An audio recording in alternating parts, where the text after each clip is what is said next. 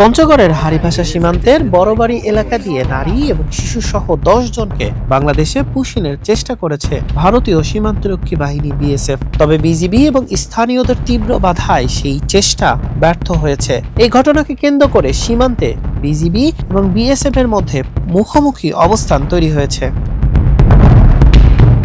শুক্রবার ভোর রাতে নীলফামারী ব্যাটালিয়নের 56 বিজিবির বড়বাড়ি বিওপির আওতাধীন সীমান্ত পিলারের কাছাকাছি এলাকায় এই ঘটনা ঘটে। বিজিবি এবং স্থানীয় সূত্রে জানা যায়, শুক্রবার ভোরে বৃষ্টির সময় ভারতের 93 টিয়াপাড়া ক্যাম্পের বিএসএফ এর সদস্যরা কাঁটাতারের গেট খুলে দিয়ে 10 জন নারী, পুরুষ এবং শিশুকে জোরপূর্বক বাংলাদেশের অভ্যন্তরে ঠেলে দেওয়ার চেষ্টা করে। ভোর রাতে বিষয়টি টের পেয়ে স্থানীয়দের সাথে নিয়ে তীব্র বাধা দেয় বিজিবির একটি টহল দল।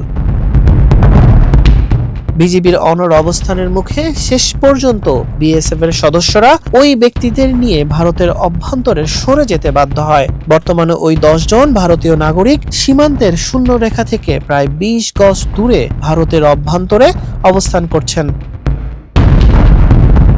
এদিকে নীলফামারী 56 বিজিবি ব্যাটালিয়নের অধিনায়ক লেফটেন্যান্ট কর্নেল সিরাজুল ইসলাম জানিয়েছেন, জিরো লাইনে কোম্পানি কমান্ডার পর্যায়ে আলোচনা চলছে। অনাকাঙ্ক্ষিত পরিস্থিতি এড়াতে সীমান্তের উভয় পাশে সতর্ক অবস্থানে রয়েছে বিজিবি এবং বিএসএফ টহল দল।